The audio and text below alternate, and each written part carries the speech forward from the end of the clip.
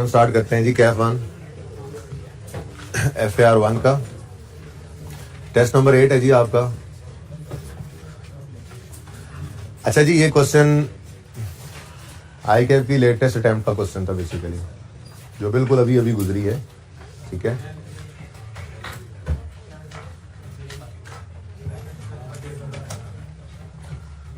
तो ज़रा टेस्ट हो जाता है ना इस तरह से कि बच्चा कैसा जा रहा है। आई कैप ने जो टेस्ट किया, अगर 70% भी, हाल इसमें चीज़ें थी ऐसी जो डिस्कस नहीं की हुई थी, मैंने माना 2-4, मतलब ऐसे होता है ना कि अब करंट मेच्योरिटी और लॉन्ग टर्म लोन अलग अलग है। भाई आपको पता ही है कि लोन को ही तोड़कर लिखा जाता था, लॉन्ग टर्म लोन को ही, तो लेजर बनाते हुए जस्ट उनको ऐड कर देना था। ठीक है, ऐसी कोई 1-2 बातें थी। लॉस आ गया था आपके सामने, डिस्काउंट आ गया था। अब इशुएंस ऑफ शेयर कैपिटल के अंदर डिस्काउंट पे इशू करना शेयर से सिखाए हुए हैं। ठीक है ना, तो बहरहाल ये 2-4 बातें थी इसके अंदर थोड़ी हटके, लेकिन स्टिल अगर ये 2-4 बातें निकाल भी दें तो भी मैक्सिमम चीज़ें सवाल के अंदर ऐसी थी जो हम कर सकते थे मैनेज। नंबर कितने सवाल के? 16 नंबर में से 10 नंबर से कम तो किसी के भी नहीं होने चाहिए, मैंने बता ही दिया था आपको। ठीक है जी। Prepare asset statement of cash flow for the year ended 30 June 2021, और ये हमारे पास स्टेटमेंट ऑफ फाइनेंशियल पोजीशन है 30 जून 21 की और 20 की। ठीक है जी, और ये सारा कुछ आ गया। ठीक है, यहाँ पे मैं लिख लेता हूँ ताकि सवाल दोबारा हमारा, इसी को थोड़ा सा कम कर लेते हैं यार।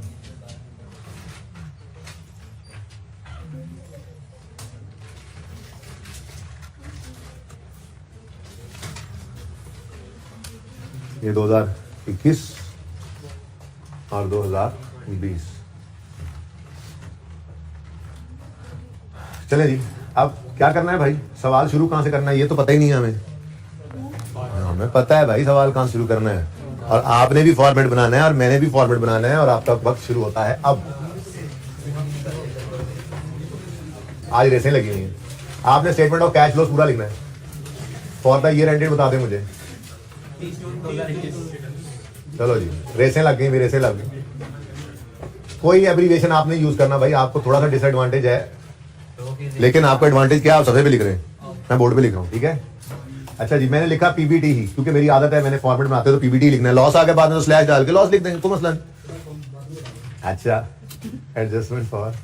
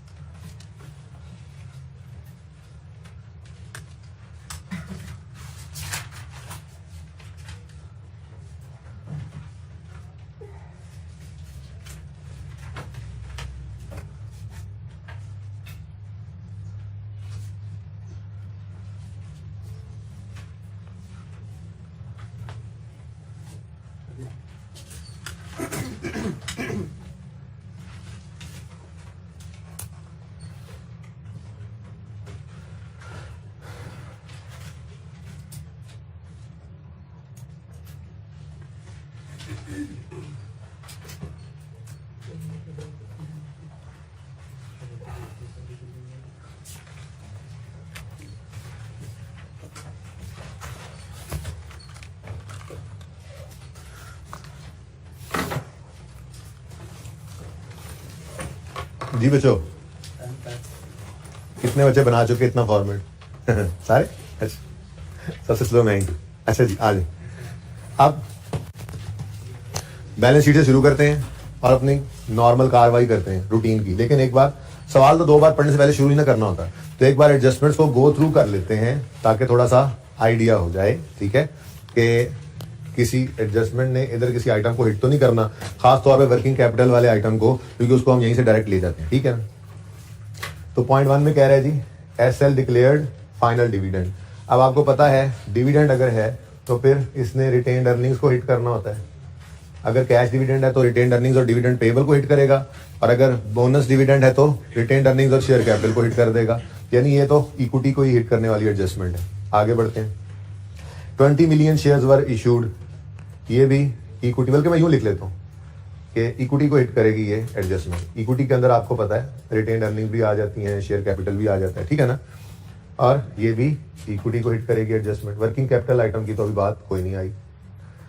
फिर थर्ड एडजस्टमेंट में वो कह रहा है इंश्योरेंस क्लेम रिलेट कर रहा है किसी प्लांट एंड मशीनरी से जो डिस्ट्रॉय हुआ था, पता नहीं पिछले साल में हुआ था, आपने इसका क्या किया, ठीक है, गेन लॉस निकाल के रिवर्स किया या क्या किया, देखते हैं। डेट भी तो लिखी हुई थी। एनीवेज एडजस्टमेंट 4 में इस साल का डिस्पोजल आ रहा है, तो ये दोनों फिक्स्ड एसेट से रिलेट कर रहे हैं एडजस्टमेंट, ठीक है, और ये पहली दोनों इक्विटी से रिलेट कर रही हैं। ऐसे लिख लेना, गंद पोता ना डाले, दूर से ही नजर आ जाए ना इक्विटी। अच्छा जी, एडजस्टमेंट 5 जो है वो current portion of long term loan से रिलेट कर रही है, और उसमें वो कह रहे हैं कि एक्रूड इंटरेस्ट भी पड़ा हुआ है। तो ये current portion of long term loan है और ये लॉन्ग टर्म लोन है। तो एडजस्टमेंट नंबर 5 हम पढ़ेंगे जब हम इन पे पहुंचेंगे, ठीक है ना, ताकि हम इसका लेजर बना सकें। ठीक हो गया। अभी तक वर्किंग कैपिटल आइटम को किसी चीज ने हिट नहीं किया, और फिर आ ही गया वो दिन। Trade payables include an amount of 14 million payable against capital work in progress. बिल्कुल वैसी एडजस्टमेंट है जैसी एडजस्टमेंट कल वाले सवाल में, नहीं परसों वाले सवाल में मैं भूल गया था, एंड पे आके भूल गया था, ठीक है, तेजी के अंदर फिक्स एसेट था, वहां पे यहाँ कैपिटल वर्क इन प्रोग्रेस है। उधार पे एसेट खरीदा तो एंट्री होती है एसेट डेबिट पेएबल क्रेडिट, ठीक है ना। तो उधार पे कैपिटल वर्क इन प्रोग्रेस का कहो यार, बिल आ जाता था, याद करो बोरिंग कॉस्ट के चैप्टर में हमने पढ़ा था, बिल आ गया अभी पे नहीं किया तो हम एंट्री कर लेते थे CWIP डेबिट पेएबल क्रेडिट, याद है ना। तो ये वो एंट्री करनी है, लेकिन ये पेएबल फॉर CWIP है, ये हमारी ट्रेडिंग एक्टिविटी नहीं है कि क्रेडिटर्स के अंदर पड़ा हो, इसलिए इन मोहतरम ट्रेड पेएबल्स को हमने एडजस्ट करना होगा, फिर लेकर जाएंगे चेंजेस में। ये सारा सवाल है बस, ठीक है। अब अपनी कार्रवाई शुरू करते हैं जी। सबसे पहले क्या नजर आ रहा है जी, ऑपरेटिंग फिक्स्ड एसेट्स। तो ऑपरेटिंग लिख लो ना लिखो कोई मसला नहीं है, फिक्स्ड एसेट ही लिख रहा हूं मैं तो बस, ठीक है। तो पहला लेजर बना फिक्स्ड एसेट का, और पूरे सवाल में कहीं पे आपको डाटा ऐसा कोई नहीं अवेलेबल है कि आप एक्यूमुलेट डेप्शन को अलग कर सकें, इसलिए बस बुक वैल्यू पे ही एसेट को बना लेंगे। मसला क्या है, ओपनिंग बता दो, अलग है, सॉरी, अच्छा जी, इसको कॉस्ट पे बनाएंगे और एक्यूमुलेटेड डेप्शन को अलग रख लेंगे। चलो इसमें क्या मसला है, ये लो क्या हो गया, कुछ नहीं हुआ। ये वो सैटेलाइट का प्रॉब्लम है यहाँ पे, और कुछ नहीं। मेरे बच्चे तो बहुत अच्छे, ऐसा कुछ नहीं करते जी। अच्छा शुरू करें जी। एसेट की कॉस्ट बताएं, ओपनिंग 848, क्लोजिंग 820, अच्छा एक्यूमुलेटेड डेप्शन का ओपनिंग 262, क्लोजिंग 300। नेक्स्ट क्या आ रहा है, capital work in progress ledger बनाए, लेजर का आइटम है नंबर 4 CWIP, वर्किंग है ना, CWIP भी लिख सकते हैं। कैपिटल वर्क इन प्रोग्रेस जी, ओपनिंग 0 है, क्लोजिंग 84 है। उसके बाद क्या आ रहा है, इन्वेंट्रीज, कोई एडजस्टमेंट हिट नहीं कर रही, 245 से 274 पे इन्वेंट्री चली गई, वर्किंग कैपिटल में ले आओ। इन्वेंट्री बढ़ रही है कम हो रही है, इन्वेंट्री का बढ़ना एसेट है ना, डेबिट, तो दूसरा इंपैक्ट कैश को कर दो क्रेडिट, हाँ भाई 29 नेगेटिव नंबर मिल रहे हैं। सवाल आता है नहीं आता, नंबर मिल रहे हैं, तो इससे अच्छा कोई टॉपिक होगा। सारा सवाल ही नहीं आता, नंबर फिर भी मिल रहे हो, लेकिन ये सारा सवाल नहीं है, ऐसी बात नहीं है। इसमें मुझे उम्मीद है कि 70% सवाल तो सब बच्चों ने, जिन्होंने फाइट, कितने बच्चों ने आधा घंटा सही नीयत के साथ इसके ऊपर लगाए सवाल पे, सही नीयत के साथ, ये सब बच्चे पासिंग मार्क्स ले लेंगे इंशाल्लाह इस सवाल से। नेक्स्ट है जी ट्रेड रिसीवेबल, कोई एडजस्टमेंट हिट नहीं कर रही, पहले ही पढ़ के, ये प्लानिंग होती है असल में, 2 दफा सवाल पढ़ने का फायदा ही होता है, वरना पता क्या होगा, सारा सवाल कर लोगे ट्रेड पेबल्स को इस तरह से करके, आखिरी एडजस्टमेंट पड़ा हुआ है ट्रेड पेबल्स एडजस्ट हो रहे हैं, भाई तुमने कैमरे के आगे बैठना, नीचे होके जाओ, चंगा नीचे हो गए हैं कोई, सारा सवाल कर लेते हैं, सवाल सही से जो पढ़े बगैर शुरू कर देते हैं वो क्या करते हैं, वो ट्रेड पेबल्स को चेंजेस में ले लेते हैं, सारा सवाल कर देते हैं, एंड पर लगता है ओहो इसमें तो ये पढ़ा हुआ है, फिर वो सारा सवाल गलत हो गया, फिर वो जगह जगह पे उसको सही करो। उससे बेहतर है 2 दफा पढ़ो, प्लान करो। ये प्लान हो गया, अब हम कॉन्फिडेंट है, डेटा को उठाया कोई एडजस्टमेंट नहीं है, पढ़ के आ रहे हैं, डेटा को उठाया कोई एडजस्टमेंट नहीं है, ट्रेड पेबल्स जब पहुंचेंगे उसको डायरेक्ट लेके ही जाएंगे, उसके लिए वर्किंग ओपन कर लेंगे। ठीक है, और ठीक है 204 से डेटर्स 177 पे आ गए, कम हो रहे हैं। नाम क्या लिखो, ट्रेड रिसीवेबल्स, ट्रेड रिसीवेबल्स ही लिखेंगे, बस ध्यान रखा कर, ट्रेड रिसीवेबल्स कम हो रहे हैं, एसिड कम हो तो क्रेडिट। दूसरा इम्पैक्ट कैश को डेबिट कितने से 27। नेक्स्ट क्या है, इंश्योरेंस क्लेम। इंश्योरेंस क्लेम कब मिलता है, जब कोई एबनॉर्मल लॉस हो या नॉर्मल लॉस हो। भाई एक बात आपको बचपन में इंट्रो में, आप तो इंट्रो पढ़े हुए बच्चे हैं, सिखाई जाती है और फिर बात की भी थी दोबारा कि इंश्योरेंस कंपनी कभी भी नॉर्मल लॉसेस का कवर नहीं देती। आप एक केमिकल बनाने वाली कंपनी है और आपने इंश्योरेंस कंपनी को जाकर कहा देखें जी हम जब भी केमिकल बनाते हैं ना तो पेंट बनाते हैं, पेंट बनाने वाली कंपनी है, तो उसमें जो केमिकल डालते हैं ना वो हमारे प्रोडक्शन प्रोसेस में ना कुछ एवेपोरेट हो जाता है, उड़ जाता है, तो आप हमें उस लॉस का कवर देंगे। भाई चलो ना, जो ये आप लोगों के प्रोडक्शन प्रोसेस का नॉर्मल लॉस है, ये कॉस्ट ऑफ सेल का हिस्सा बनेगा, बात समझ रहे हो। अब नॉर्मेलिटीज का कवर देती है इंश्योरेंस कंपनी, आग लग गई, जलजिला आ गया, सैलाब आ गया, चोरी हो गया, इस किस्म के मामला जब होते हैं तो आपकी इन्वेंट्री जल जाए, आपका एसेट्स खराब हो जाए या आपका कैश चोरी हो जाए, अब नॉर्मेलिटीज को कवर देती है इंश्योरेंस कंपनी। अब ये एबनॉर्मल लॉस का ही इंश्योरेंस क्लेम होगा ना, ये हमारी ऑपरेटिंग एक्टिविटी नहीं है, ये हमारे ऑपरेशंस का पार्ट नहीं होता। हाँ हमारे ऑपरेशन का पार्ट है जी, हम बस क्या करते हैं जी, बस जी एसेट्स जलवाते हैं, कभी इन्वेंट्री जलवाते हैं, इंश्योरेंस क्लेम लेते हैं, यही हमारा काम है, ये थोड़ी काम होता है। इसका मतलब इसका लेजर बना लो, इसका मतलब क्या जी, बना लो लेजर बना लो, कोई बात नहीं जी।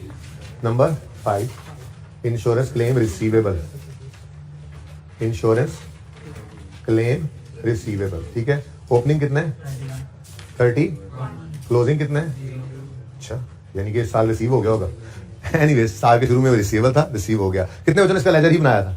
अच्छा बाकी उन्होंने जबानी भी किया होगा, तो मेरे ख्याल में कैश इनफ्लो पकड़ लिया होगा, कैश इनफ्लो है, साल के शुरू में रिसीवेबल था, साल के एंड पे नहीं है, मतलब इस साल इंश्योरेंस वाले से पैसे आ गए होंगे, पिछले साल के एंड पे उन्होंने कहा होगा हाँ दे देंगे, इस साल में दे दिए होंगे। ठीक है चलिए बाहर आगे बढ़े। हाँ जी, एडवांस टू सप्लायर, ये भी ऑपरेशंस का पार्ट नहीं है, ये होता है ऑपरेशंस का पार्ट। हम नॉर्मली बिजनेसेस ऐसे करते हैं, वो कहते हैं हाँ भाई जिस किसी को चीजें चाहिए वो ऑर्डर बुक करा दें, थोड़ा एडवांस पे कर दें, नॉर्मली इस तरह से चल रहा होता है। एडवांस टू सप्लायर का मतलब ही क्या है, हमारा जो ट्रेडिंग एक्टिविटी के अंदर नॉर्मल सप्लायर है, हमने उसको एडवांस दे दिया, भाईजान माल आए तो हमें पहले पकड़ा देना पैसे, या चीजें आने से पहले है, पहले हमने पैसे दे दिए ताकि हम उसकी टर्म्स हो सकती हैं, हो सकता है हमारा रॉ मटेरियल स्केर्स हो जो हम बना रहे हैं, कुछ भी हो सकता है, एडवांस देना एक नॉर्मल ट्रेडिंग एक्टिविटी का पार्ट है। अब एडवांस आपने दिया है तो आपका ये एसेट है, फ्यूचर में आपको इसके अगेंस्ट गुड्स आएंगी, सप्लायर्स को एडवांस दिया तो उससे फ्यूचर में गुड्स आएंगी जो बेचते हैं, तो this is a trading activity. इसको लेकर जाएंगे वर्किंग कैपिटल में, 60 से 78 पे जा रहा है, तो एडवांस जी बढ़ रहा है कम हो रहा है, एसेट है ना, एसेट है ना, बढ़ रहा है कम हो रहा है, बढ़ रहा है तो डेबिट, दूसरा इम्पैक्ट कैश को क्रेडिट कर दो 18 से।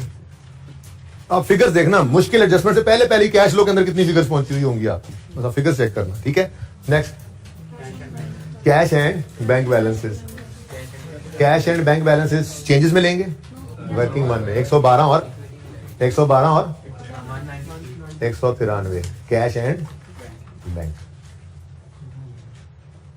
अब देखो ना, और कुछ भी ना आया तो ये यहां पे लिखोगे, फिर यहां पे तो इसके भी नंबर होंगे, तो नंबर ही नंबर बिखरे होते हैं भाई सवालों के अंदर, तो करते जाओ बस सवाल।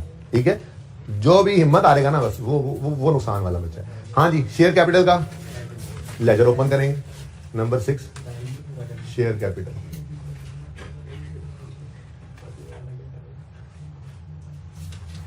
ओपनिंग बता दें 500, क्लोजिंग बता दें 700। नेक्स्ट जी, शेयर डिस्काउंट है, लेजर बना लें फिलहाल, फिर डिस्कस करते हैं इसको। इश्यूएंस ऑफ शेयर कैपिटल के अंदर डिस्काउंट पर शेयर इशू करना सिखाए हुए हैं, उसकी एंट्री होती थी कैश डेबिट, डिस्काउंट डेबिट। मैंने कहा था वो एक्सपेंस है, आज उसकी थोड़ी सी डिस्कशन और मजीद करके कंक्लूड कर देंगे, बात खत्म कर देंगे। ठीक है ना, जैसे आपको कहा था इश्यूएंस ऑफ इक्विटी की बात की हुई है ना क्लास में, इश्यूएंस कॉस्ट, इक्विटी को इशू करने की कुछ कॉस्ट होती है, बात की हुई है मैंने, मुझे याद है क्योंकि इंट्रो प्लस R1 वाले अभी यहाँ तक नहीं पहुंचे, इसलिए मैं धोखा नहीं दे सकते आप लोग। ठीक है ना, ये बात की हुई है मैंने क्लास में, अगर शेयर्स को इशू करने के ऊपर को कॉस्ट पड़े तो एंट्री होती है एक्सपेंस डेबिट कैश क्रेडिट, तो फिर अकाउंटेंट्स कहते हैं यार ये इक्विटी की कॉस्ट है ना, इक्विटी इशू करने की कॉस्ट है ना, तो इसको आप बजाय इसके प्रॉफिट एंड लॉस में एक्सपेंस बनाओ, इसको इक्विटी को ही चार्ज कर दो। तो हमने काट के रिटेन अर्निंग्स डेबिट करके कैश क्रेडिट की एंट्री की थी। नहीं याद आएगा तो इंशाल्लाह वो लेक्चर ओपन करोगे तो याद आ जाएगा, ठीक है। ऐसे ही ये भी इशुएंस ऑफ शेयर्स की वजह से ही हमें डिस्काउंट पड़ा है, तो ये भी इक्विटी में आ सकता है, कोई मसला नहीं। इसकी डिस्कशन मैं बाद में करता हूँ, फिलहाल तो लेजर बना हुआ है ना, बना दो लेजर, ठीक है। तो शेयर डिस्काउंट, जैसे शेयर प्रीमियम आता है भाई, शेयर प्रीमियम भी तो इक्विटी में आता है ना। चलो जी, ओपनिंग कोई नहीं था, कोई नहीं था ना, इसी साल ही को गड़बड़ हुई है। क्लोजिंग 40 तो 40 का डिस्काउंट दिया, यानी कि 40 रुपीज कम पे, यानी अगर मिसाल के तौर पे 10 वाला शेयर है तो 6 रुपए में बेचा होगा, तो 4 डिस्काउंट में आ गया, जो भी हो। फिलहाल अभी तो आगे चलने दो। नेक्स्ट हमारा जी क्वेश्चन, हाँ तो अच्छा, हाँ दसिया नहीं मैंने नेगेटिव में, तो भाई नेगेटिव में सही। इधर देखो, कोई एडी बड़ी साइंस नहीं, इधर देखो, एसेट साइड पे नेगेटिव आया तो क्रेडिट था, अक्यूमुलेटेड ऑप्शन क्रेडिट साइड पे ओपन किया था, ठीक है ना। लायबिलिटीज इक्विटी साइड पे क्रेडिट चीजें चल रही होती हैं, कोई नेगेटिव आया तो फिर वो डेबिट है। जज़ाकल्लाह जी, टाइम दसता तुझे, ठीक है। नेक्स्ट जी, रिटेन अर्निंग्स, अब मैं खुद देख के जाऊंगा यहां से बैलेंस, ठीक है जी। रिटेन अर्निंग्स हमारा सबसे अजीज अज़जान अकाउंट, इस सवाल में भी ऐसे ही था, बड़े काम कर रही है जी। बोलो, इसी से तो सारा कुछ निकलना था।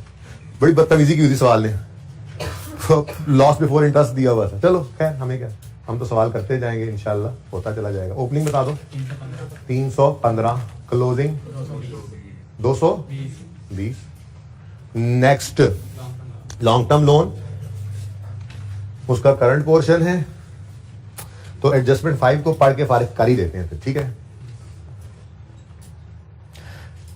करंट पोर्शन वाली एडजस्टमेंट ये ना लिखी हो, ये लिखी हुई आपके सामने, ये समझो। फिलहाल समझो एडजस्टमेंट 5 नहीं है सवाल के अंदर, और सिर्फ सवाल के अंदर क्या आ गया, लॉन्ग टर्म लोन और current portion of long term loan. तो इसका ट्रीटमेंट क्या है पहले ये देख लेते हैं।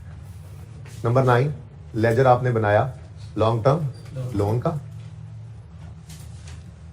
अब देखो जरा प्लीज, सबकी तवज्जो इधर चाहिए भाई। लॉन्ग टर्म लोन और उसका करंट पोर्शन, ये basically total long term loan ही होता है ना, याद है आपको। ये तो सिर्फ हमने उस टोटल लायबिलिटी को, लॉन्ग टर्म लायबिलिटी को तोड़ के शो किया था, करंट और नॉन करंट में थी तो वो एक ही लायबिलिटी। भाई मैं कह रहा हूं फिलहाल अज्यूम करो एडजस्टमेंट 5 नहीं है सवाल में, ठीक है ना। तो ये एक ही लोन है ना जिसको तोड़ के लिखा हुआ है। तो जब इसका लेजर बनाने लगोगे तो 210 जमा 40, 210 जमा 40 कर दोगे। मैंने माना अभी 40 नहीं होना, 2 मिनट रुक जाओ, लेकिन 210 जमा 40 ठीक हो गया। ऐसे ही 175 जमा 43 क्लोजिंग में लिख लो, 175 जमा कितना 43, ठीक हो गया। और सही है, ये समझ आ गया कॉन्सेप्ट। अगर बैलेंस शीट के फेस पे कैश फ्लो के सवाल में लोन, लॉन्ग टर्म लोन और उसका करंट पोर्शन अलग अलग हो, तो हमने जस्ट क्या करना है, उनको ऐड करके लेजर बनाना है। असल में तो वो एक ही लोन था ना, बैंक का वो एक ही लोन है, इसको तोड़ के हमने लिखा हुआ, ठीक है। तो कैश फ्लो के अंदर हमने इसको इकट्ठा कर लेना है। क्लियर, ये बात समझ आती है? यहां तक कोई मसला तो नहीं है। ये बहुत सिंपल काम है, ये बहुत सिंपल काम है। उसने इसमें थोड़ा सा ना मसाला डाल दिया, ये तो हर बच्चा ही कर लेता है, इतना तो सोच लेता कि हम हमेशा करंट नॉन करंट अलग करते हैं। अच्छा, अलग अलग लेजर भी बना दोगे ना, अल्टीमेटली आंसर वही निकलना है, दो जगह से कैश आ जाएगा अगर आना हुआ तो। लेकिन सही नहीं है, हमेशा करना क्या, वो मैंने आपको बता दिया कि लॉन्ग टर्म लोन और उसका करंट पोर्शन बैलेंस शीट के फेस पे अलग होता है। लेजर आपने जब कैश फ्लो बनाना है ना, तो इनको इकट्ठा कर देना है। कोई मसला, किसी को इस बात से कंफ्यूजन है तो पूछ लें। करंट लायबिलिटी में लॉन्ग टर्म का पोर्शन ही पड़ा है, वो एक लोन ही, नो डाउट, लेकिन है तो उसी बैंक का लोन। दरअसल तो एक ही लेजर एक ही बना होता है लोन का, ये याद रखना जिंदगी में। जब आपका मिसाल के तौर पे एडजस्टमेंट 5 नहीं है, इसका टोटल बताओ, इसका टोटल 218, ये आपके लोन का क्लोजिंग बैलेंस 218 ही था। फिर इस 218 को उसने पकड़ा होगा और उसने देखा होगा इसमें से कितना अगले 12 महीने में पे हो रहा है, उसको करंट लायबिलिटी में शो किया होगा और बाकी को नॉन करंट में पड़ा रहने दिया होगा। ये यहीं से निकलता है क्लोजिंग और फिर इसको तोड़ा जाता है, ठीक है, करंट में और नॉन करंट में। इसलिए ये कभी कंफ्यूज नहीं करना कि वो लायबिलिटी करंट हो गई, प्रेजेंटेशन करंट है, उसी लॉन्ग टर्म लोन का हिस्सा है। लॉन्ग टर्म लोन एक ही है, ठीक है, लेकिन अभी ये नहीं लिख सकते भाई, क्योंकि अभी थोड़ी सी एडजस्टमेंट भी है इसमें। यहां तक को मसला तो पूछें, तो कभी भी कैश फ्लो के सवाल में लॉन्ग टर्म लोन उसका करंट पोर्शन अलग आएगा तो क्या करोगे, कैश किसने नहीं दिया, ये वाला सच्ची बता दो। या अल्लाह सच बोलने वालों को पास कर दे, या अल्लाह सच बोलने वालों को। शर्म आ रही है तुम लोगों को, शर्म आ रही है तुम लोगों को? जिगर तुम लोगों ने क्यों पढ़ना छोड़ दिया है? क्या FR1 भी एग्जाम हो जाएगी तुम्हारे ख्याल में? काम पड़ गया था तुम्हें, साथ गए थे इसके, ओके भाई, ये याद रहेगा, इसी बार कर लो पास, ठीक है, अगली बार फिर दोबारा पढ़ना पड़ेगा, ठीक है। अच्छा भाई, लॉन्ग टर्म, बार बार बोल रहा हूँ, लॉन्ग टर्म लोन उसका current portion balance sheet face पे अलग पड़ा होगा, बस अब सोचना छोड़ो, आप बस याद कर लो ये बात, लेजर इकट्ठा करके बना लेना, ठीक है। कोई कंफ्यूजन है तो पूछ लो। एडजस्टमेंट पढ़ूंगा अब। अच्छा, अब वो ये कहता है एडजस्टमेंट 5 में current portion of long term loan, यानी इसकी बात कर रहा है 43 और 40 की। क्या कहता है जी, current portion of long term loan किधर गया, इंक्लूड इंटरेस्ट पेएबल, अस्तगफिरुल्लाह, इंटरेस्ट पेएबल अलग लायबिलिटी है इधर भाई साहब, ये अलग होगा, इसको अगर शामिल कर दिया ना लॉन्ग टर्म लोन तो ये गलत है, ये गलत है, ठीक है ना। इसका मतलब क्या हुआ, वो कह रहा है कि जी इस 40 के अंदर जो current portion of long term loan है वो सारे का सारा 40 नहीं है, बल्कि इसके अंदर कुछ इंटरेस्ट पेएबल भी शामिल है। क्या कह रहा है, कहता है जी इस 43 में भी ऐसा ही है, ठीक है, कुछ current of long term loan है और कुछ इंटरेस्ट पेएबल। चलो अब इंटरेस्ट पेएबल लिख लेते हैं सुकून से। ट्रेड पे current portion long term loan include accrued interest of ₹5 million. जब ऐसे बात कर रहा होता है ना, तो जो सवाल चल रहा है ना वो 2021 के साल का चल रहा है, तो यूं वाली बात हमेशा 2021 के साल की होती है, और अगर 20 की को बात करें तो ऐसे आगे ब्रैकेट में लिखा होता है 20 के लिए ये 1 मिलियन था। क्या मतलब, 2021 के साल में जो 43 नजर आ रहा है इसके अंदर इंटरेस्ट पेएबल कितना पड़ा है, 5। तो अगर 43 में इंटरेस्ट पेएबल 5 है तो फिर 38 जो है वो असल में करंट पोर्शन था लॉन्ग टर्म लोन का, ठीक है। और इसी तरह से पिछले साल को कह रहा है 20 वाले में ₹1 इंटरेस्ट पेएबल है, तो फिर यहां पर 39 होगा, ठीक है ना। तो इसका मतलब ये हुआ कि हमें यहां पर +40 और +43 की बजाय +39 और +38 करना होगा, ठीक है। ये गलत हो गया, चले कोई नहीं, जिंदगी में अब गलत नहीं होगा कभी। ये 30 बल्कि ब्लू से ही लिख लेते हैं, 39 है और ये 38 है, ठीक है ना। क्लियर, समझ आ रही है। अब ये बाकी जो इंटरेस्ट पेएबल है इसका क्या करते हैं हम, इसका तो लेजर बनाते होते हैं भाई, इंटरेस्ट का लेजर बना लो।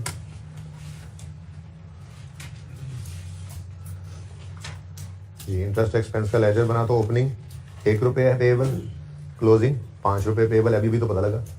हाँ भाई समझ आई ये बात।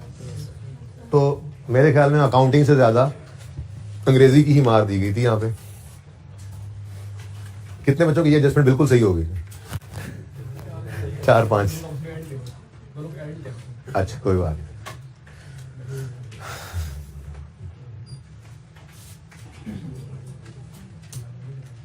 ठीक है जी, एडजस्टमेंट 5 टिक हो गई है और यहां से ये भी टिक हो गए, लॉन्ग टर्म लोन और करंट पोर्शन। अब रह गया इससे आगे ट्रेड पेएबल्स, तो इसके लिए एडजस्टमेंट 6 हिट हो रही है, तो वर्किंग नंबर 11 इसके लिए ओपन कर लेते हैं हम। Trade payables, closing, opening as per question. कभी हमने बदला ही नहीं सवाल को भाई, आप भी ना बदलते तो काफी ज्यादा नंबर थे आपके पास, ठीक है जी, तरतीब ही वही रखते हैं। हाँ भाई, सवाल में क्या गिवन है, 130 और 180, 130 180। अब आगे वो कहता है trade payables include an amount of 14 million payable against CWIP। मैं आज इसका लेजर बनाऊंगा, रिस्क नहीं लेता, उस दिन भी भूल गया था, आपको भी सबक है कैसे बना लिया करेंगे लेजर, ठीक है ना। इसका जी पेबल फॉर CWIP का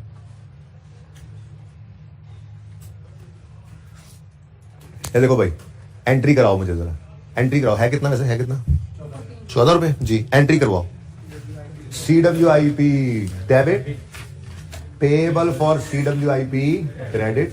ओपनिंग में तो कुछ नहीं था, पेबल इसी दफा ही आया, यहाँ पे हमने क्या लिख दिया जी CWIP, और यहाँ पे क्या लिख दिया पेबल फॉर CWIP, ताकि ये कैश में ना शामिल हो जाए जैसे परसों हो गया था, ठीक है ना। और भाई ये क्लोजिंग अब 14 ही है, ठीक है ना। ये मैंने वैसे ही बनाया, ये उसने नहीं बनाया हुआ था, हमारे फेस पे नजर नहीं आ रहा था, देखो ये मैंने खुद निकाला है बैलेंस, ये मैंने खुद बना दिया, वैसे ही जरूरत नहीं थी, ठीक है।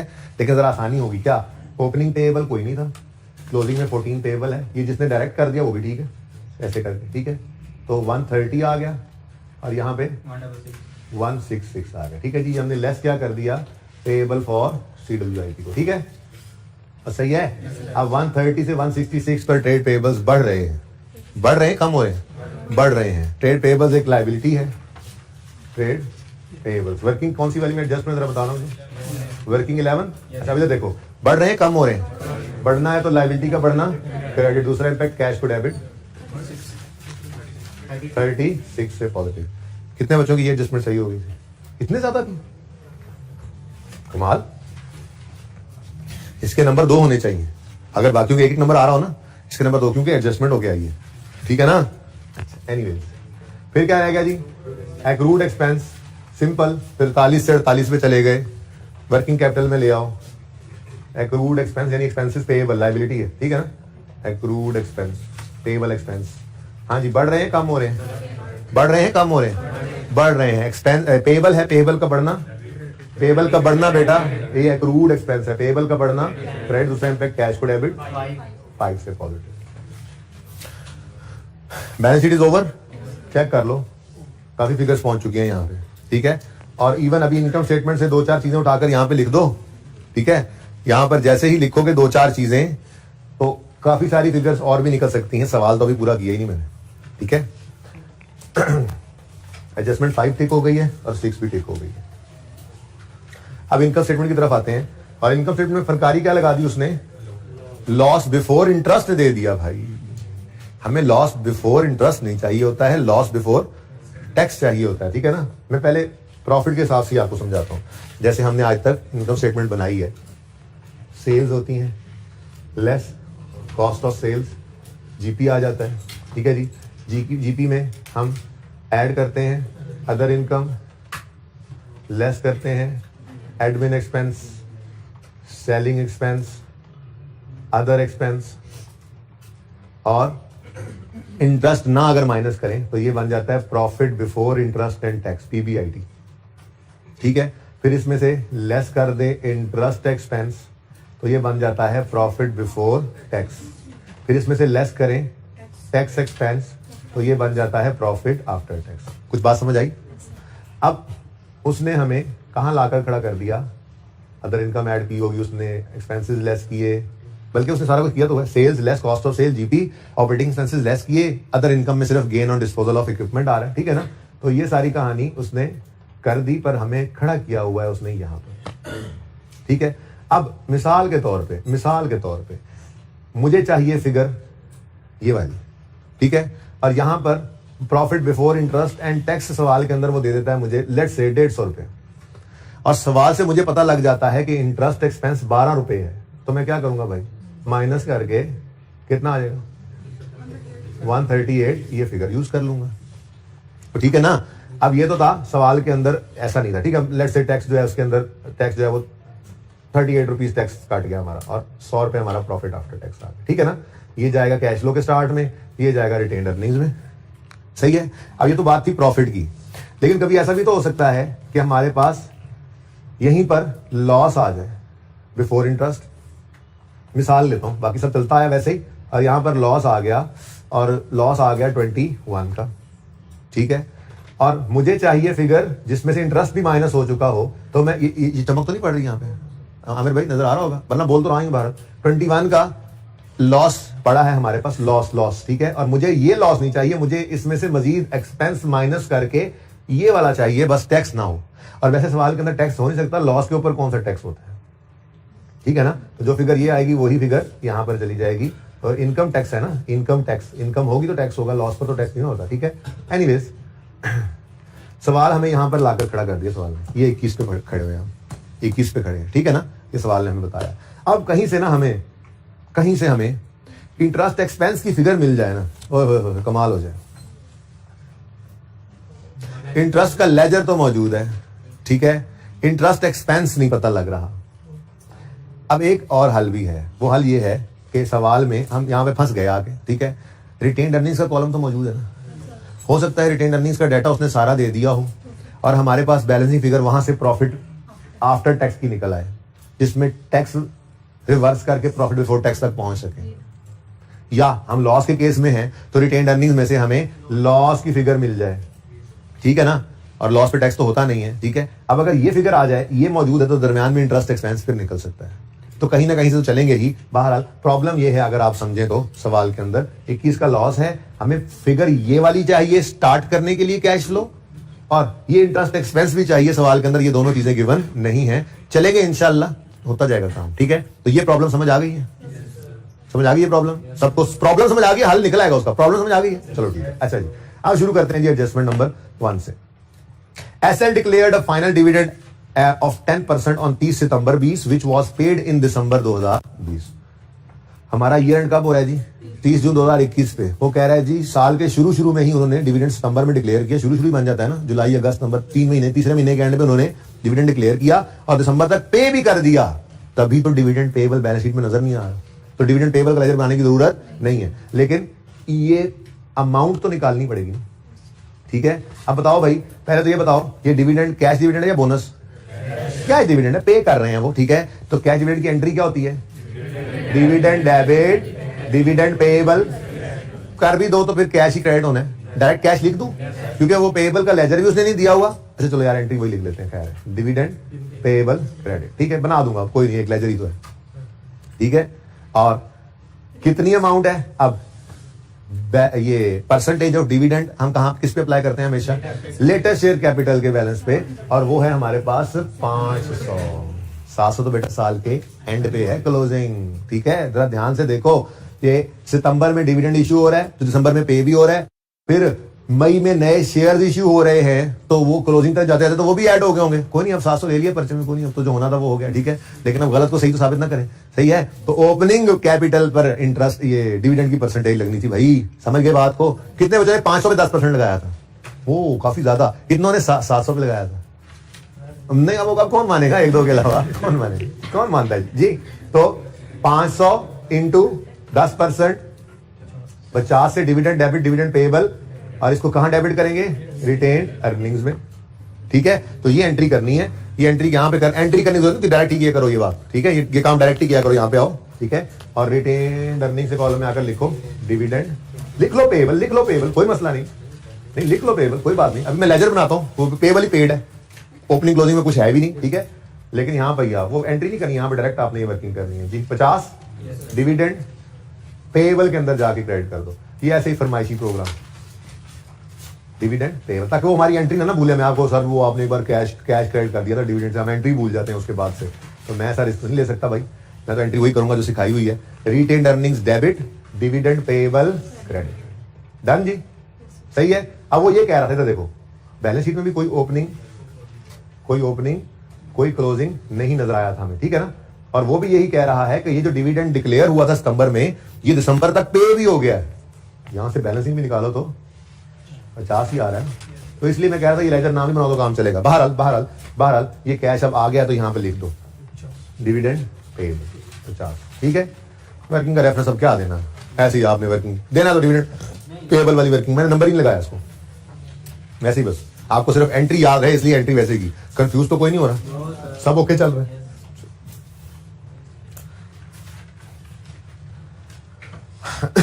अच्छा जी, नेक्स्ट है जी एडजस्टमेंट नंबर 1 होगी जी क्लियर।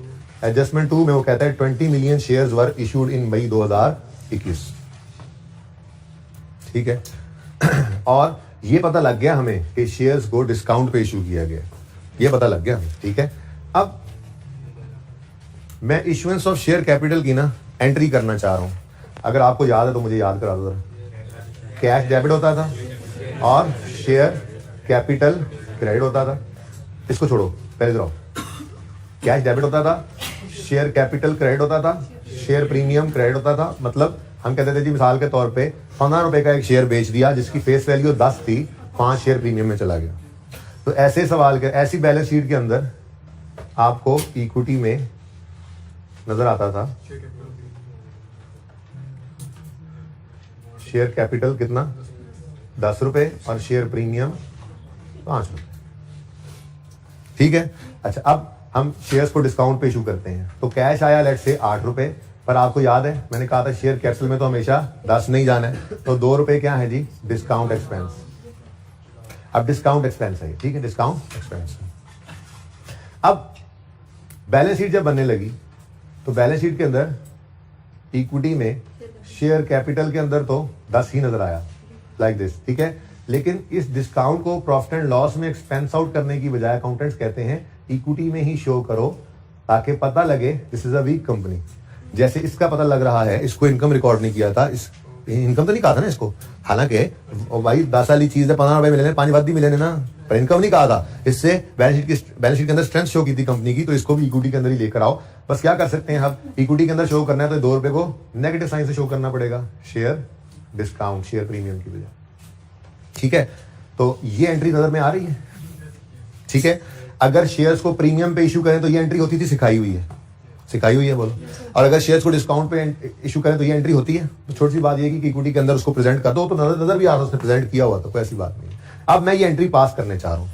ठीक है, कितने शेयर्स इशू किए हैं इसने बता दो, 20 मिलियन। अब ये मुझे पता लग गया कि 20 मिलियन शेयर्स जो हैं वो इशू हुए हैं, और शेयर कैपिटल के अंदर 10 रुपए से ऊपर एक भी नहीं आएगा।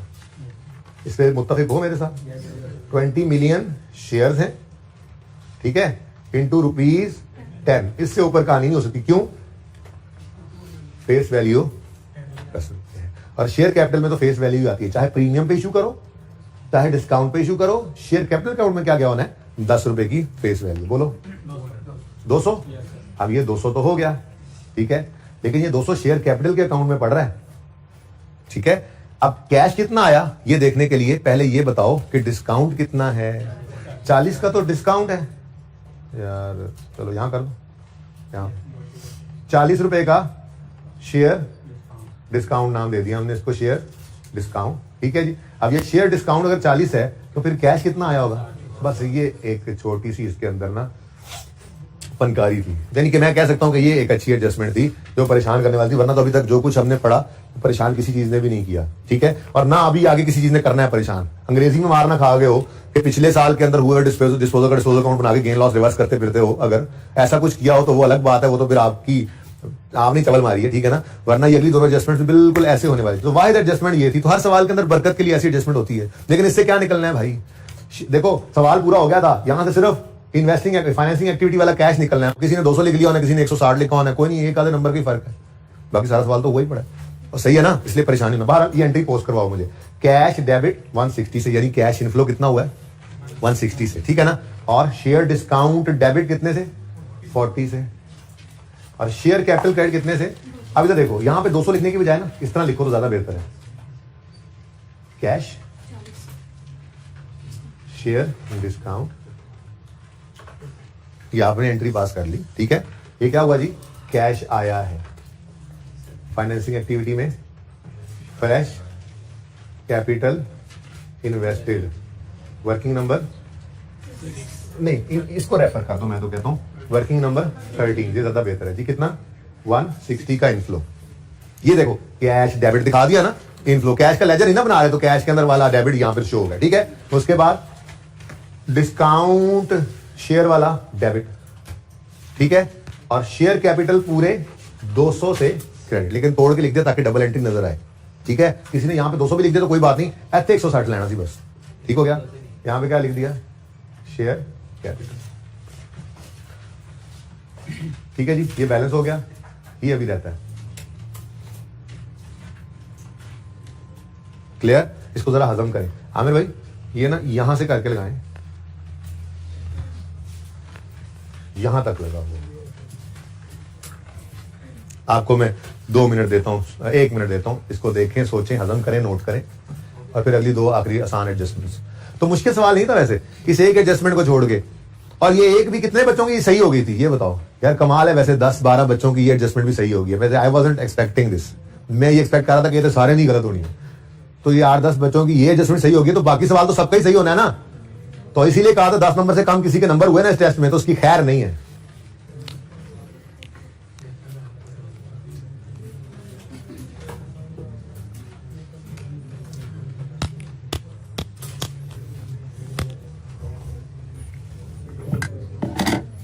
करो करो, गपशप कर लो, आप आसपास पूछ लो एक दूसरे से, समझ आइए, तुम्हें नहीं आई समझ, कोई डिस्कशन करनी कर लो। अभी 30 सेकंड है, मैं पानी पी लूं।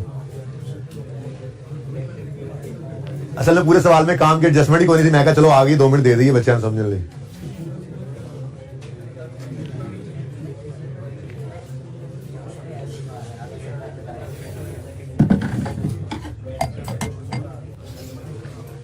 ठीक है जी, डन। अभी उधर गया हूं मैं, अभी इसकी बात करो। आगे नहीं चलना, मैंने इस एडजस्टमेंट को सोचने का तो गेट रुपए। ओके भाई, एडजस्टमेंट 2 तक को मसला नहीं, एडजस्टमेंट 3 पे आओ। Insurance claim was related to plant and machinery destroyed in April 20, वो तो 30 जून 2020 से पुरानी बात है, पिछले साल की बात है। तो इसका डिस्पोजल अकाउंट किस किसने बनाया? क्योंकि उसने बड़ी फनकारी लगाई, साथ ही बताया the plant had a cost and book value of 63 and 42 respectively, और डिस्ट्रॉय हो गया। बच्चों ने फटाफट लेजर बनाया, उससे गेन लॉस निकाला, उसको रिवर्स। कितने बच्चों ने इस एडजस्टमेंट 3 वाले लॉस को रिवर्स किया था? वो हाथ खड़ा करें। कमाल, माशाल्लाह, मेरे चीते बच्चे जी, ये सब मेरे चीते बच्चे हैं। 5-6 ऐसे हैं, बाकी 5-6 ने बताया नहीं है, वो टेस्ट में निकल आएंगे। ठीक है, ओके। ये भाई पिछले साल में डिस्पोज हो गया था, उस वक्त एंट्री हुई होगी ना, इंश्योरेंस क्लेम रिसीवेबल डेबिट और प्रॉफिट एंड लॉस डेबिट और प्लांट क्रेडिट। अब वो जो इंश्योरेंस क्लेम रिसीवेबल डेबिट हुआ था ना पिछले साल में वो पैसे आए नहीं थे, इसीलिए पिछले साल की बैलेंस शीट के अंदर ये रिसीवेबल नजर आ रहा था। हमारी बात यहां पर सिर्फ इतनी सी थी करने वाली कि इस साल में ये 31 रिसीव हो गया है, पिछले साल में, इसलिए तो रिसीवेबल रिकॉर्ड करके कैश इनफ्लो में नहीं लिया होगा उन्होंने, तो अब वो उसको कैश इनफ्लो में लेंगे। तो आप सिर्फ इसको बैलेंस भी करते ना, जस्ट बैलेंस भी करते तो ये कैश इनफ्लो आपको नजर आता, कैश डेबिट रिसीवेबल क्रेडिट। तो इन्वेस्टिंग एक्टिविटी में लिख दो यहां पर cash received from for insurance claim. ठीक है ना, ये डायरेक्ट भी कर सकते थे, वर्किंग की तो जरूरत ही नहीं थी। बहरहाल चलो अब वर्किंग बना लिया, तो वर्किंग नंबर सिर्फ आपको समझाने के लिए बनाई थी, वरना डायरेक्ट ही कर लेते आप। 31 इनफ्लो है। ठीक है, कितने बच्चों ने 31 का इनफ्लो लिया था? अब ये क्यों कम हो गए? वर्किंग कैपिटल लिया था। ओह नो, लो जी, एडजस्टमेंट 3 इज ओवर। बस एडजस्टमेंट 3 का और कुछ नहीं करना था, सिर्फ एडजस्टमेंट 3 में ना ये डेट पढ़नी थी। ध्यान की बात ये, बाकी तो एडजस्टमेंट 3 को पढ़ने की जरूरत ही नहीं थी। एक रिसीवेबल था, रिसीव हो गया। ठीक है, हाँ, बच्चों ने वर्किंग कैपिटल आइटम ने लिखा, वो मैंने स्टार्ट में बता दिया कि मुनासिब नहीं था, हमारा ये ऑपरेशंस का पार्ट नहीं होता कि चीज़ों साड़ी जाओ तो इंश्योरेंस क्लेम ले जाओ। ठीक है ना, इसलिए इसको अलग ही रखा। ओके, सदमे में आ गए हो? अच्छा जी, तो सर इतना आसान सवाल था। अच्छा, कुछ तो इस सदमे से निकल पा रहे, इतना आसान सवाल था, पर्चे में क्यों मुश्किल लगा? पर्चे देने की आदत हो तो ना, टेस्ट सारे दो सीरियसली तो ना, होमवर्क के अंदर बैठ के टाइमर लगा के सवाल करो तो ना। घर पे तो आप लोग करते हो 15 नंबर का सवाल पौने घंटे में, अब टेस्ट में वो 15 नंबर का सवाल जब आधे घंटे में करना पड़ता है तो फिर पहले 15-20 मिनट तो समझ नहीं आती करना क्या है। तो भाई ऐसे नहीं काम चलेगा, अभी भी वक्त है।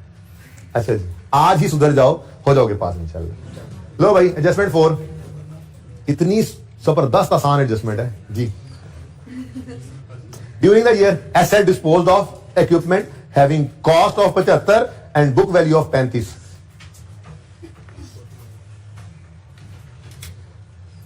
कैश नहीं दिया, कोई गल नहीं, कोई गल नहीं, जब लेजर बनाओ।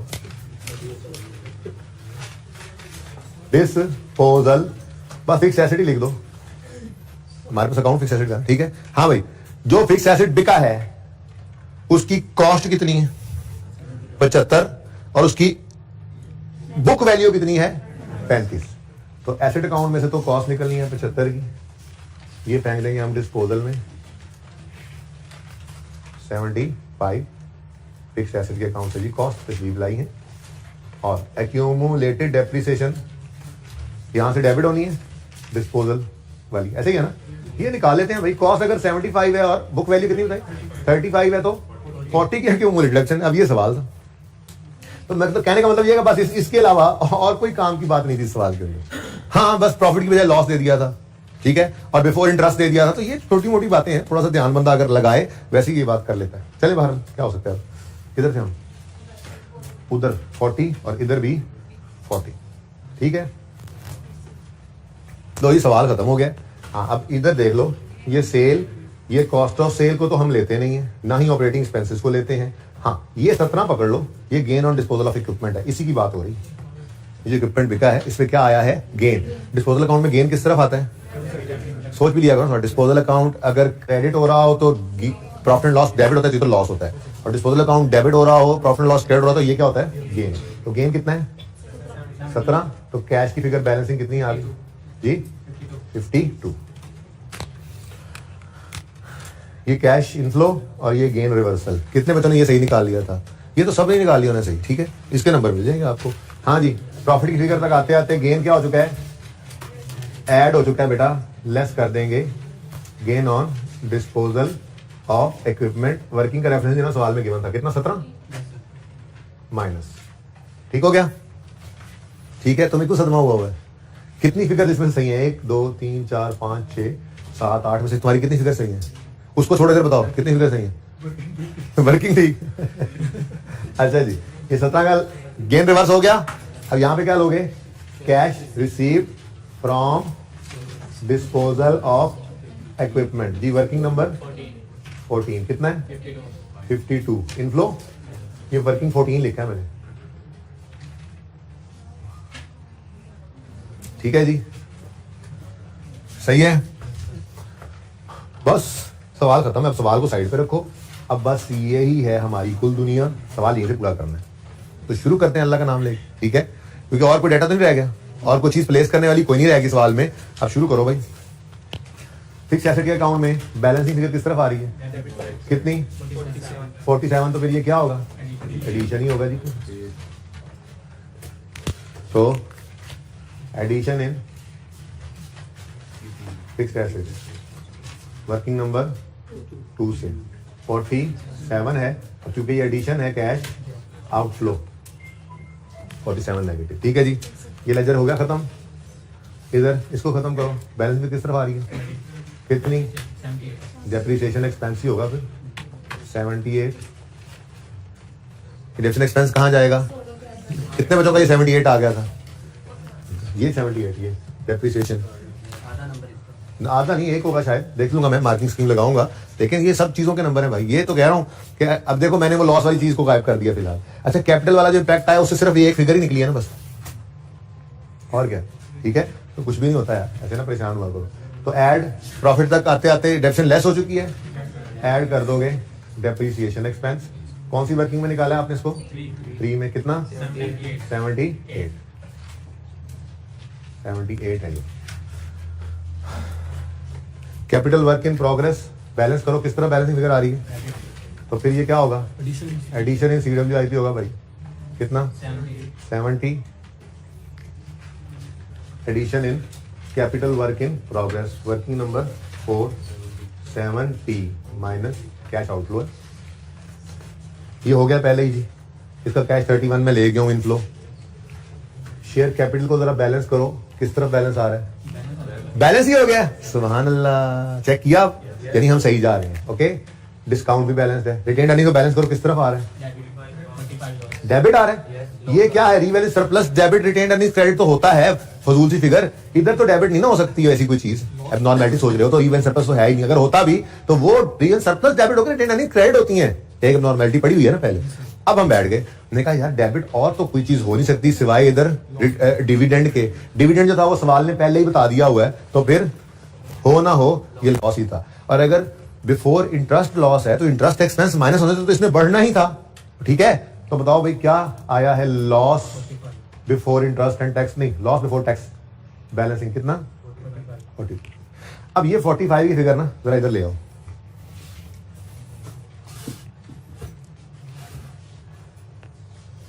एक मिनट, क्या ठहर जाना।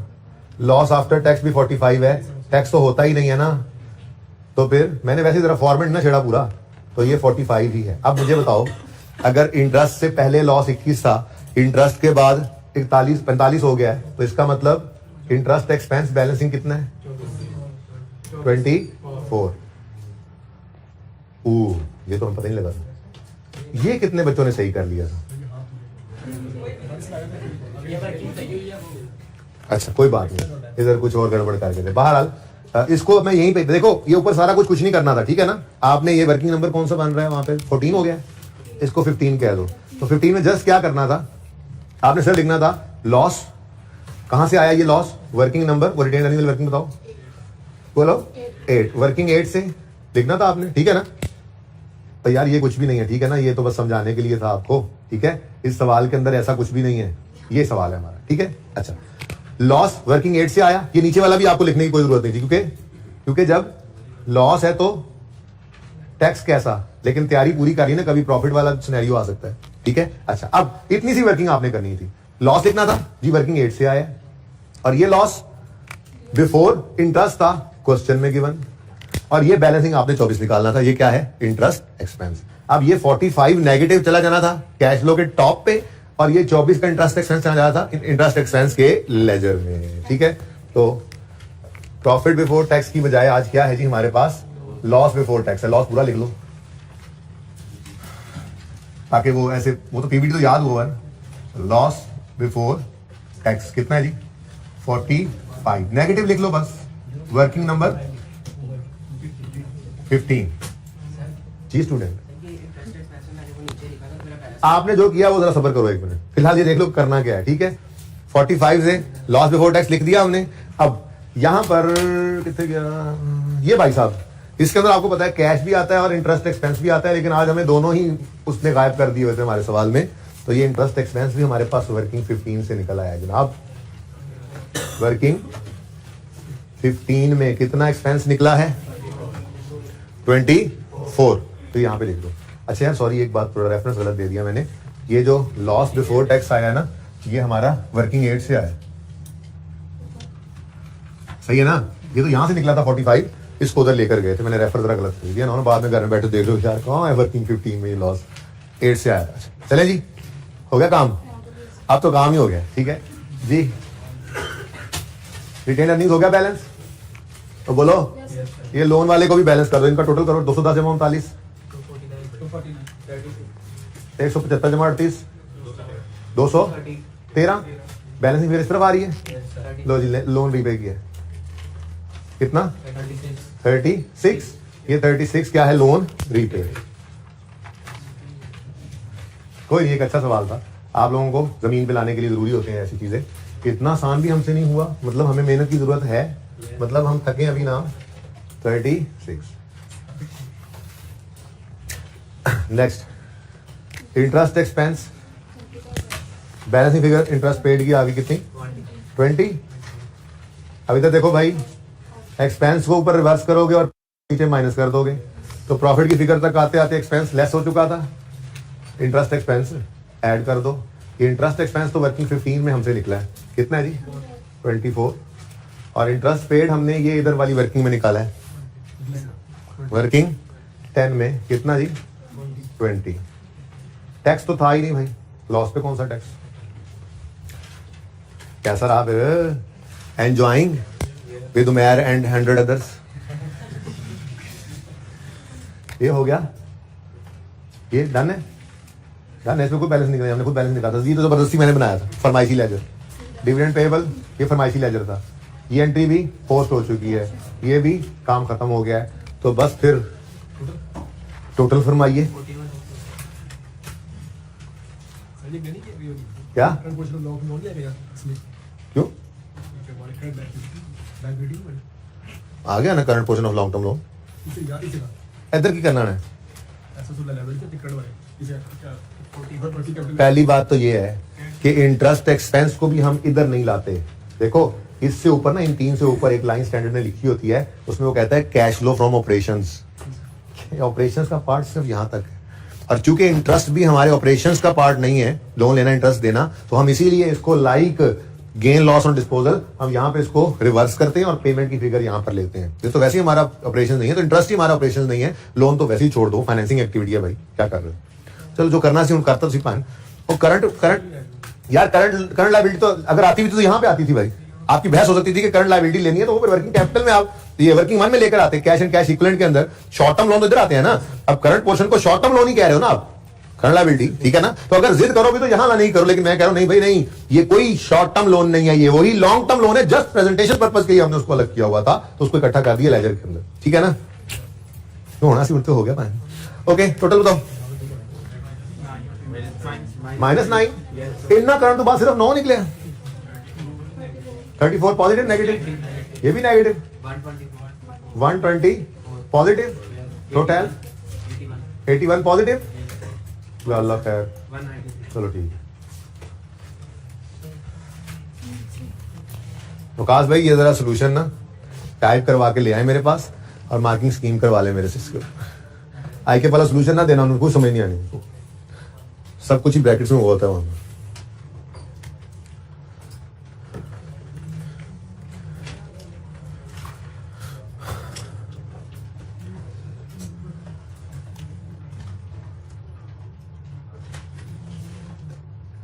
कैसा लगा सवाल? अच्छा, किस किस को लगता है कि 10 नंबर तो आ ही जाएंगे? यार देखो, एक मिनट बात सुनो मेरी। मैंने पूछा किस किस को लगता है कम से कम 10 नंबर तो आ ही जाएंगे? इसमें 10 से ऊपर वाले भी शामिल हैं, हाथ खड़ा करें। सिर्फ 5 7 10 को लग रहा है। कितने बच्चों को लगता है चलो पास हो जाएंगे, 8 तो आ ही जाएंगे? इसमें 10 वाले भी शामिल हैं। या 20 बच्चों को लग रहा है हम पास होंगे, 10 12 15 को। चलो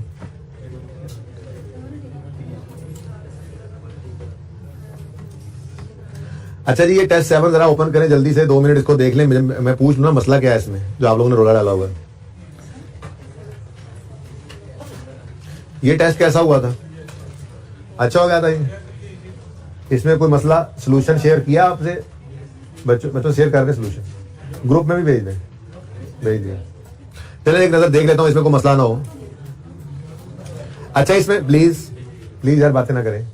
इस सवाल में ना कोई नोट शोट नहीं मांगा था, बाकी कोशिश की थी सारा कुछ ही आ जाए, ठीक है ना? नोट नहीं मांगा हुआ था इसमें। सवाल है जी, Clay Pakistan limited, a public listed company in process of finalising accounts for the year ended 30/11, the following information is available. Profit after tax and OCI for the year ended 30 June 9, 10 and 11 based on draft are as follows. यानी कि 11 की भी financial statement बन चुकी हैं।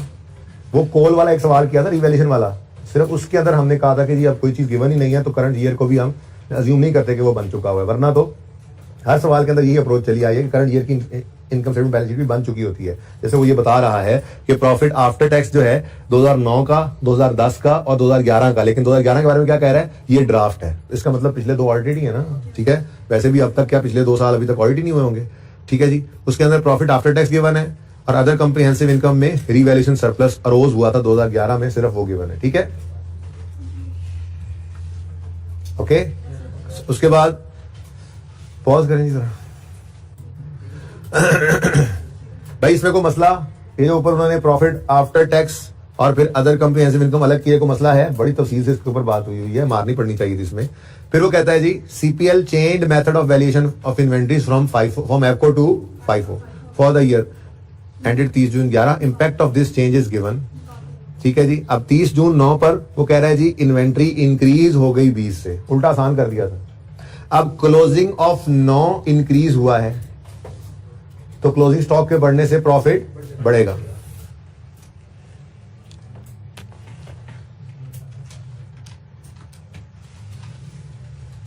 साल कौन कौन से थे?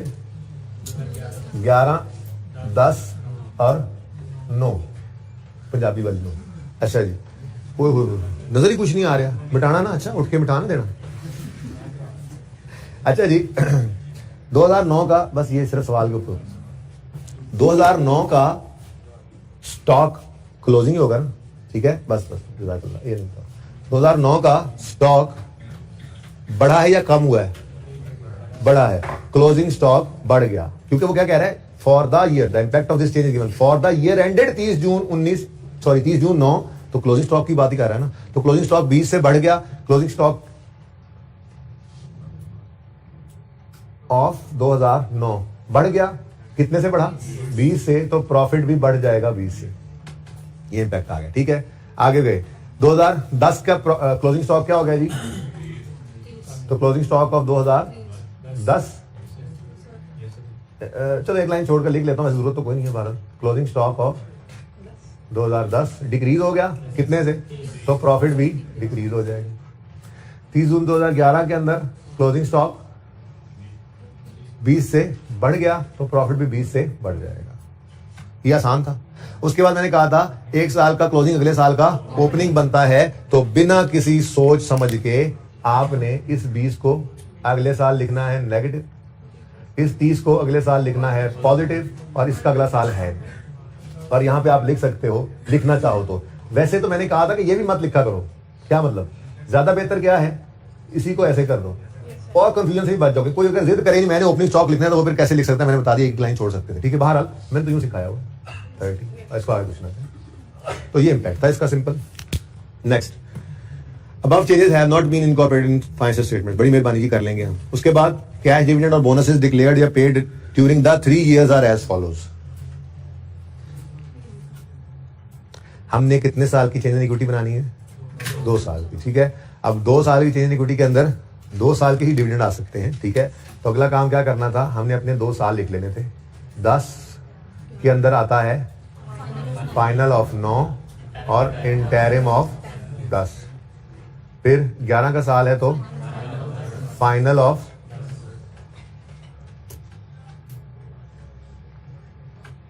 फाइनल ऑफ 10 और इंटरिम ऑफ 11। 1 2 3 4, ठीक है। आप शुरू हो जाते हैं यहां पे।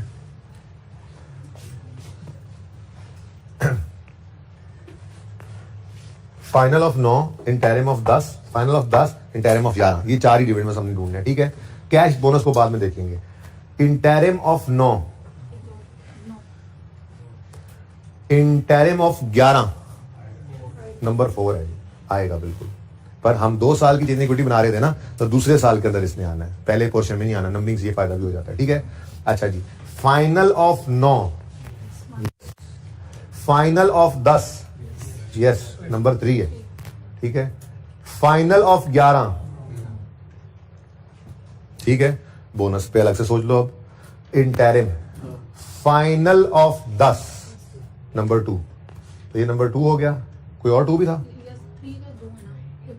ये नंबर नहीं, अभी तक तो वो 3 का नहीं, अभी तक तो ये 2 ही है ना, ठीक है। Interim of 10।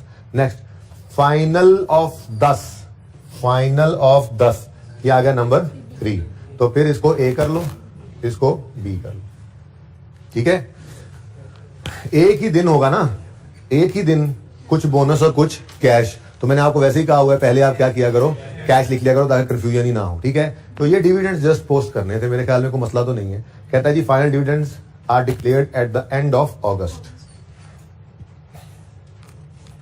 ठीक है ना। जुलाई हो गया, दूसरे महीने में हो जाते हैं क्लियर। अच्छा, CPL follows a policy of transferring 30% of its profit after tax to general reserves, general reserve में भी फेंकते हैं, ठीक है, ओके। और share capital reserve at 30 June 9 and 10 were given below. हमें तो ये मैं मिटा दूं, आगे जा रहे हैं ना। हमें तो अगर जहन के अंदर हम लेकर आए अपना प्रैक्टिस क्वेश्चन 1, तो 2011 में खड़े हैं, तो 2009 की रिटेन्ड अर्निंग्स हमें चाहिए होती थी, बस ऐसे ही है ना। 30 जून 2009 है ना ये, और ये 30 जून 10 है, हम 11 में खड़े हैं। तो हम 30 जून 9 की रिटेन्ड अर्निंग्स को पकड़ते थे, जो यकम जुलाई 9 पर ओपनिंग बनती थी। हमारे 10 वाले साल की गलती होती थी तो कुछ पिछले सालों की इसमें सही करते थे और फिर उससे आगे चलते थे। हम तो इसको यूज ही नहीं करते थे, और 11 को तो उसने दिया ही नहीं इसका, ठीक है ना। तो अनअप्रोप्रिएट प्रॉफिट का मतलब क्या होता है जी, रिटेन्ड अर्निंग्स। तो ये रिटेन्ड अर्निंग्स हमने यूज करनी थी सवाल के अंदर। उसके बाद जनरल रिजर्व्स हैं, रिवैल्यूएशन सरप्लस है, और share capital. Transfer from revaluation surplus to retained earnings amounted to 1769 million and ₹1483 million in 10 and 11। 9 के अंदर क्योंकि कॉलम ही नहीं बन रहा ना, ठीक है, तो 9 तक जो बैलेंस आया पड़ा है उसमें ट्रांसफर हो चुका होगा, ठीक है। अब 10 की ट्रांसफर और 11 की ट्रांसफर भी उसने बता दी, लेकिन 11 के अंदर एक अरोज भी ऊपर आप देखकर आए यहाँ कहीं, ठीक है, वो भी आपने प्रेजेंट करना था, ठीक है ना। तो बड़ा ही कॉम्प्रिहेंसिव क्वेश्चन था। राइट इशू वर मेड और क्या हुआ जी, 1 शेयर फॉर एवरी 4 शेयर्स। 15 जुलाई 10 को किया, 13 रुपए पर शेयर पे। कितने बच्चों ने टेस्ट अटेम्प्ट किया था वैसे भूल गए होंगे, मैं थोड़ा सा मुझे आप बोर लगे हैं, इसलिए आप लोग ना इस सवाल को आज दोबारा करेंगे, ठीक है। तो इस सवाल को दोबारा करेंगे और कोई मसाइल निकाल कर लाएंगे ना, क्योंकि अब मुझे लग रहा था कि सारा सवाल कराना पड़ा, मैं सारा सवाल दोबारा करा दूंगा, नो इशू। सोल्यूशन आसान है या मुश्किल है, आसान है या मुश्किल है, एक बार मेरी रिक्वेस्ट पे, क्योंकि अब IAS 8 की तरफ भी थोड़ा थोड़ा हमने मूव करना है। अभी बंद ना करो किताबें, मैं IAS 8 ओपन कर रहा हूँ, ठीक है। तो होमवर्क सुन लो। अच्छा वो सुनो, लियाकत इंडस्ट्री वाला सवाल सही हो गया था, उसमें मसला तो नहीं है अब, ठीक है। आप ये टेस्ट नंबर 9 वाला सवाल दोबारा करने की जरूरत भी नहीं है मेरे ख्याल से, कर लेना है एक बार, ठीक है। लेकिन मैंने अभी ये कहा कि टेस्ट 8 का क्वेश्चन जो है ना, कौन सा नाम कहते हैं इसका, क्ले, ठीक है जी। Test 7 question number 1 Clay Pakistan limited, ठीक है जी। एक तो ये लाजमी कर लेना है। दूसरा टैक्सला वाला सवाल हो गया था, उसमें कोई क्वेश्चन ही नहीं पूछ रहे आप लोग, है ही नहीं। यानी कि इस ये सतरंगी वाले सवाल, नाम बदला सर मैंने, ठीक है ना, सतरंगी वाले सवाल मोस्ट रिसेंट अटेम्प्ट से पिछली अटेम्प्ट जो टेस्ट हुई है वो टेक्सला वाली हुई है, और इन दोनों सवालों को आपने देख ही लिया। वो तो बहुत ही आसान था, इसमें उसने अपनी तरफ से कोशिश की थोड़ी सी फनकारी लगाने की, तो थोड़ा सा अगर नर्व्स को काबू रख के चलते तो कोई ऐसी मुश्किल बात नहीं थी जो आपको, मैंने कहा सिर्फ एक ही एडजस्टमेंट थी जो शायद आपको परेशान कर सकती थी, और वो डिस्काउंट वाली थी। उसके अलावा तो सब चीजें बस तेज प्रैक्टिस ना होने की वजह से मिस हुई हैं आपसे। तेज प्रैक्टिस नहीं करते, टाइमर लगा के काम नहीं करते, ठीक है। तो ये तो हो गया, एक आधा होमवर्क और ले लें। मैंने आपको कितने बच्चों ने बुक्स ले ली हुई हैं? अच्छा, ऑनलाइन वाले बच्चों को भी मैंने पोर्टल पे फिलहाल चैप्टर कैश फ्लो का ट्रांसफर अपलोड कर दिया, और आपको भी कहा था टीए के भेज दिया था इनको, ठीक है ना, जब तक के बाकी बच्चे भी नहीं ले लेते। लेकिन ये 2-4 दिन में कोशिश करके सब बच्चे अवेलेबल कर लीजिएगा इसको, ताकि नेक्स्ट टॉपिक से फिर ये मसला ना रहे, ठीक है। तो अगर पास पेपर को एक मिनट देख लो, मैं नहीं करा रहा, ये सेट कल करेंगे, देख लेते हैं, ठीक है। तो पास पेपर 4 हमने किया था, जुनेद जंजुआ, पिक करते जाएं। अमीन इंडस्ट्रीज कर लिया है, ठीक है जी। अब रेहान ब्रदर्स जो है ना जी, ये लियाकत इंडस्ट्रीज वाले सवाल का बच्चा है, लेकिन अगेन इसके अंदर ना थोड़ा सा मसला क्या है, डाटा इनकम्प्लीट है, ठीक है। यानी कि आधे बजे, चलो इसको छोड़ो, आज इसको छोड़ो, ये फिर किसी को देता हूँ। आप ना मुझे सवाल क्या कौन सा करके दोगे आज? आप देखें, हम ये 8 कर चुके हैं, एबी एंटरप्राइज कर लिया मैंने, ठीक है। 9 देख रहे हैं, गैलेक्सी ब्रदर्स। इस सवाल की खूबसूरती ये है कि इसमें ट्रायल से कैश फ्लो बनानी थी, और ये वाहिद सवाल है जिसमें ट्रायल से कैश फ्लो बनानी थी। तो हो सकता है इस बार दूसरी बार, जैसे काम पहली बार होता है, फिर दूसरी बार वो कुछ अरसे बाद होता है, तो 2014 के अंदर ट्रायल से उसने कैश फ्लो बनवाई थी, उसके बाद कभी नहीं बनवाई, तो हो सकता है ना आपसे भी बनवा ले। तो प्रैक्टिस तो होनी चाहिए सवाल की। तो ये क्वेश्चन नंबर 9 है, पास पेपर नंबर 9 गैलेक्सी। ये छोटा सा सवाल है, एक तो ये आपने कर लेना है।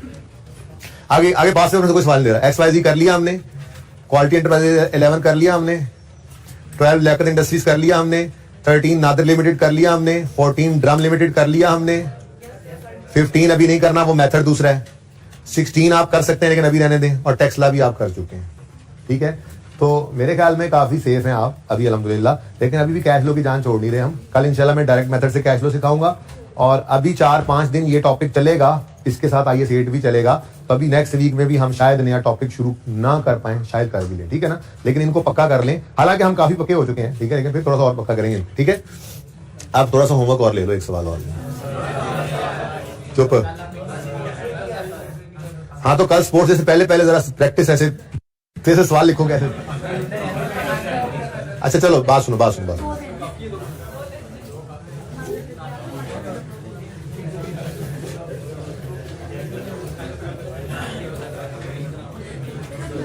अच्छा सुने, हॉट सॉस हो गया था, प्लीज बेटा।